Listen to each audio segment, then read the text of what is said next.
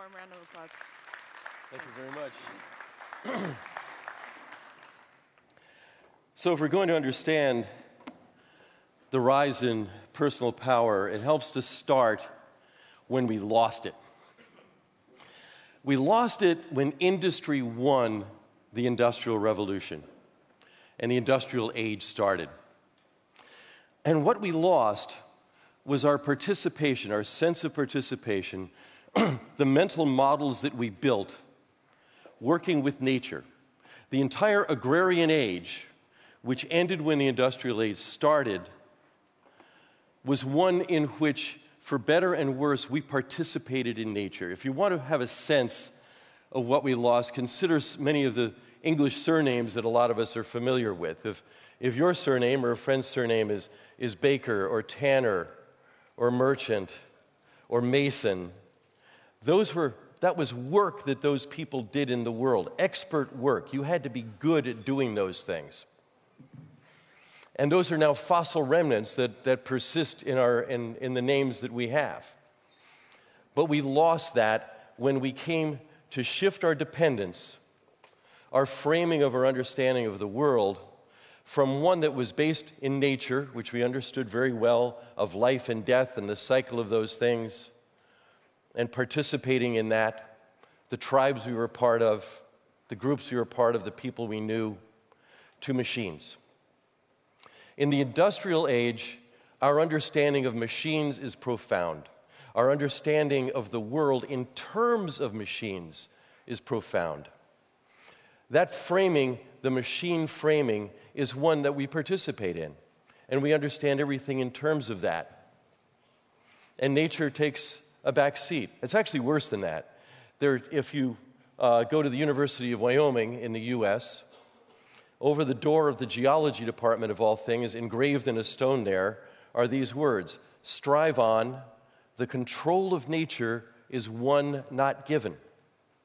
Nature was seen as an enemy almost, and something we actually thought in our vanity, in our machine vanity, feeding the machines what we called resources. We used to call these a black rock, this coal that we took. We exploit it. We exploit this resource. We looked at everything as a commodity that got fed into machines. And an important thing to understand about machines is that by design, they are closed systems. They are not open. They have to be closed. They are purpose-driven. They are purpose-contained. A machine should contain no unnecessary parts. That's part of the design principle for machines.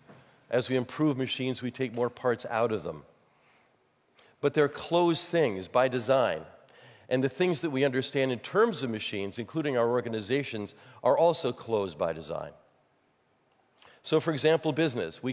Business as we understand it today, industrial age business, is a set of machines. They tend to be closed. They are closed by nature. We have a coal company. We have a food company. We have a distribution company. We have a startup, and that startup is focused on a single thing. And we organize everything in a hierarchy because we understand machines hierarchically. It has a higher purpose and everything, and we have experts that are running these things, and they're at the top of whatever it is. And we understand things in terms of a kind of pyramidal structure. That's the structure of a corporation. You have very few people at the top, few more below that, and a lot at the bottom. Some of you may know the cartoonist Hugh MacLeod, who goes by Gaping Void, @GapingVoid is his Twitter handle. Very funny guy, and he had a wonderful cartoon a few years back, which is titled, I think, "The Modern Corporation," and it was a triangle with two lines through it, and at the top it said sociopaths, and below that, in the middle level, it said sycophants, and the bottom it said losers. And that resonates with us because we know what it's like. You start at the bottom and you rise. If you're really good, you rise up, and there's a kind of bell curve, but you want to get to the top of the bell curve, and that's on the right, and we want to sort the world into this bell curve. Our educational system is based on the same thing. We industrialized education. We are products of our education. We speak of ourselves as products. We restrict our understanding of ourselves, even our bodies, to machine language and a machine understanding. And that's, again, it's a hierarchical thing. And there's a really great TED Talk by a guy named Jeffrey West, Jeffrey with a G. He's a scientist. He's actually a physicist at Los Alamos in the U.S. He's a British guy, but he works at Los Alamos. And when they canceled the Super Collider project in the U.S., and he had a lot of spare time, he decided he wanted to understand this question: why cities live and companies die.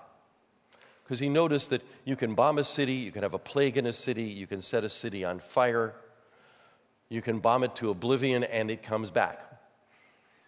But companies die. And he realized, after studying 20,000 or some companies and as many cities as he could, that cities were open systems.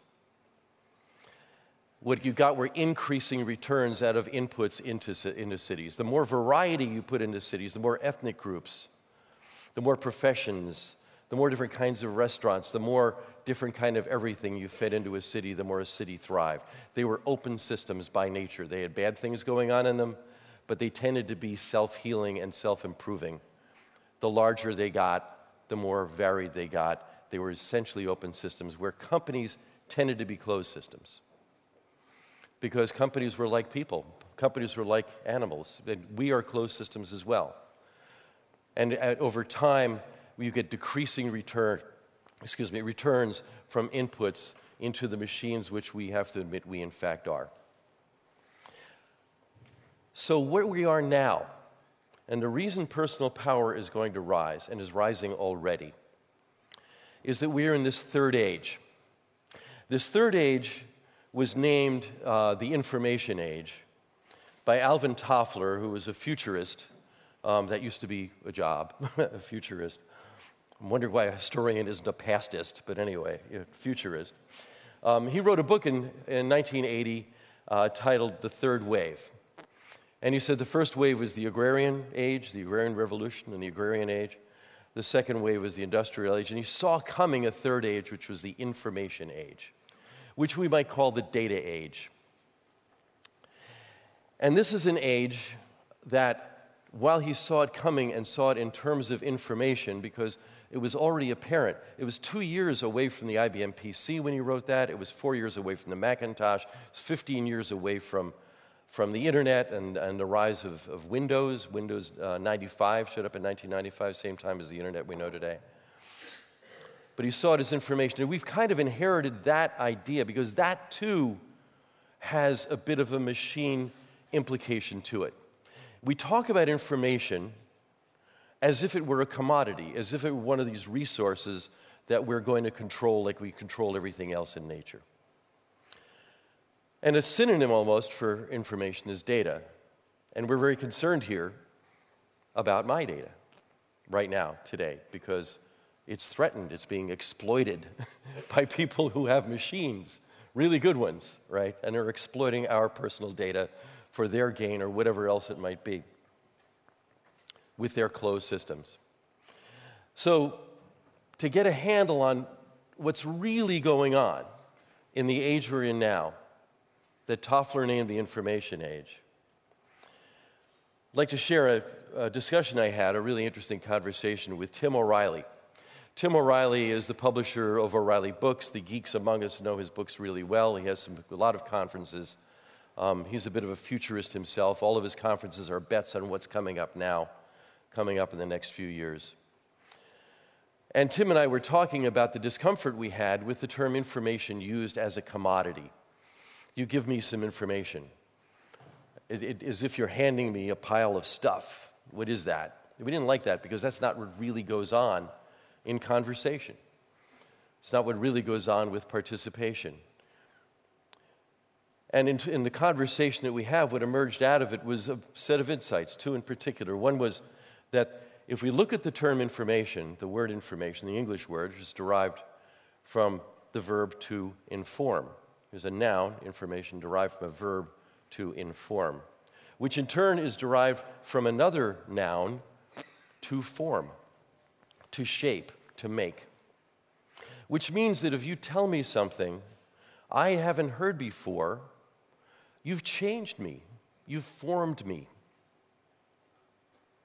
When we inform each other, we form each other. And in fact, we are hungry for that. That's why we are talking animals. That's why we have conversation. That's how we share what we know. This is how we learn.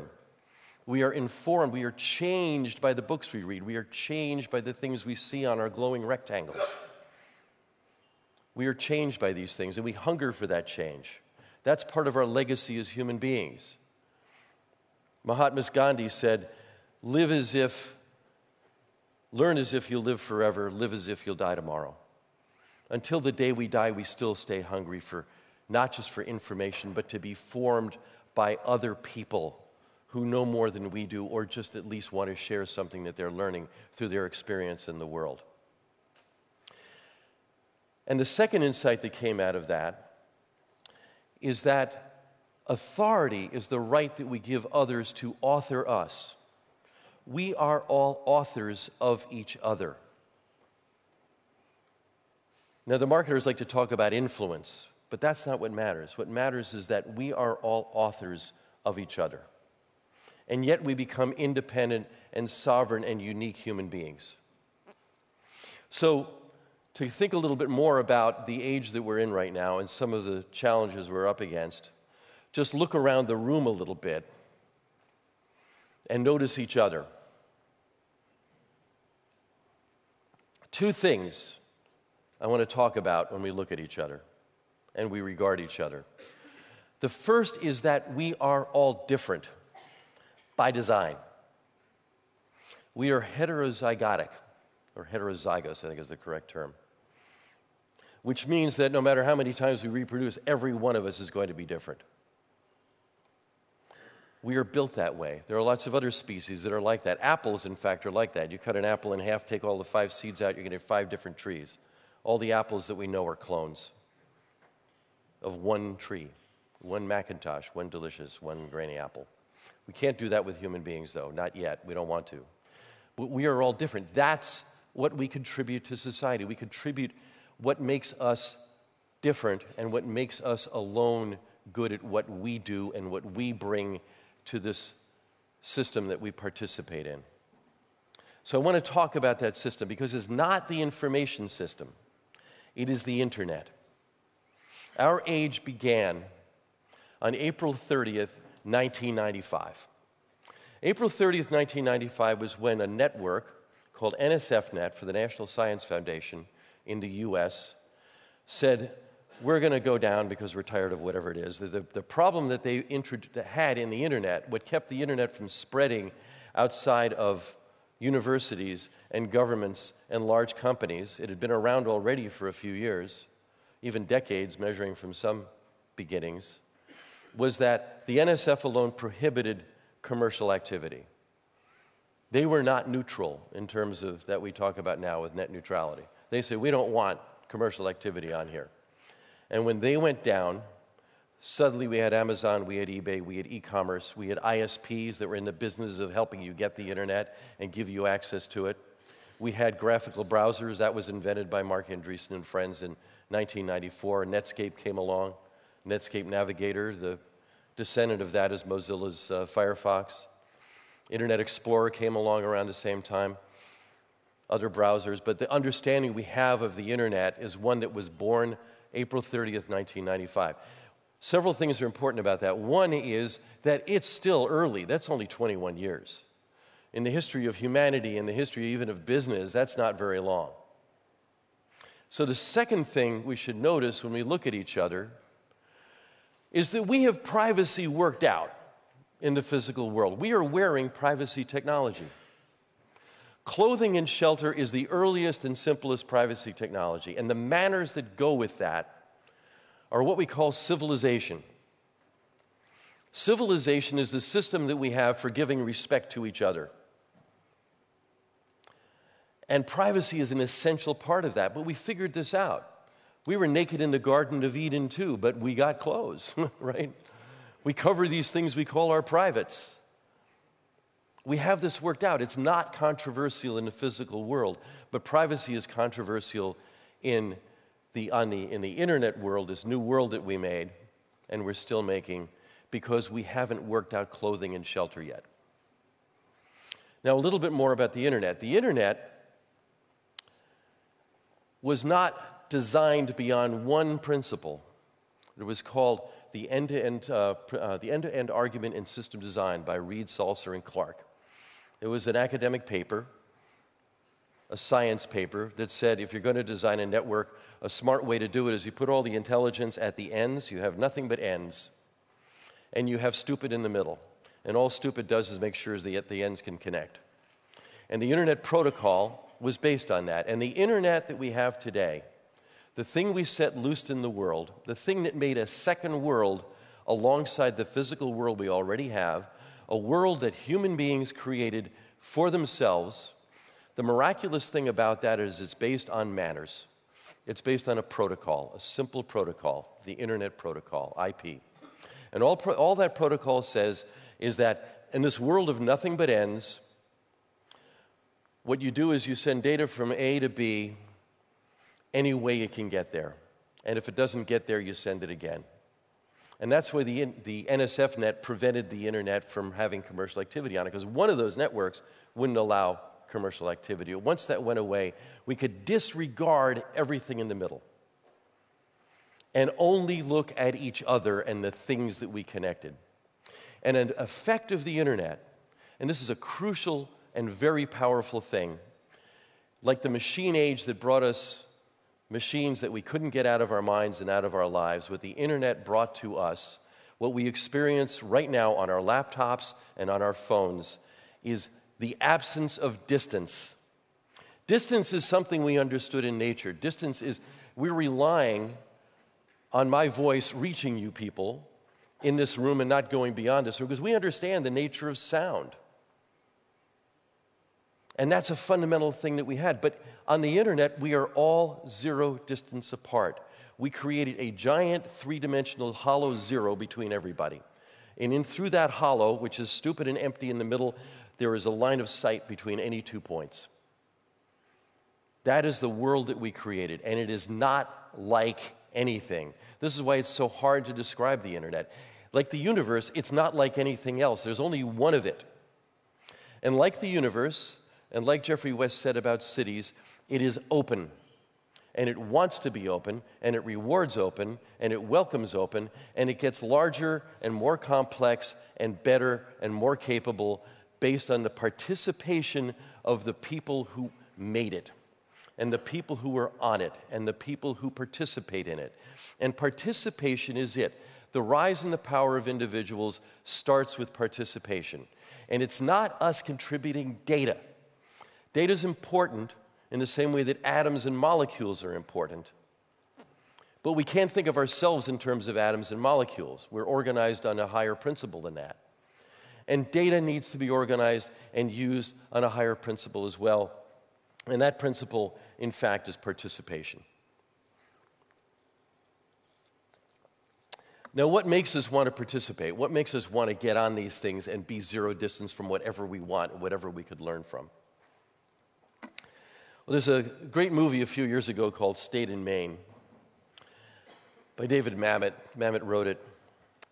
And there's a scene in it where Philip Seymour Hoffman comes into a store in this small town where I think they're making a movie or something, and it doesn't matter. And he said, it's a small town, and he says, I guess here, at a place like this, you have to make your own fun. And the woman behind the counter said, I thought that was the only kind of fun there was. And then she added this, everything else is just entertainment. And with that, a distinction was made between what we do with these glowing rectangles now and what we did with the glowing rectangles that were movies that we sat in theaters and watched, and television that we sat for 65 years in our living rooms and watched in a one-way manner from an industrial system that was feeding us something so we could buy products.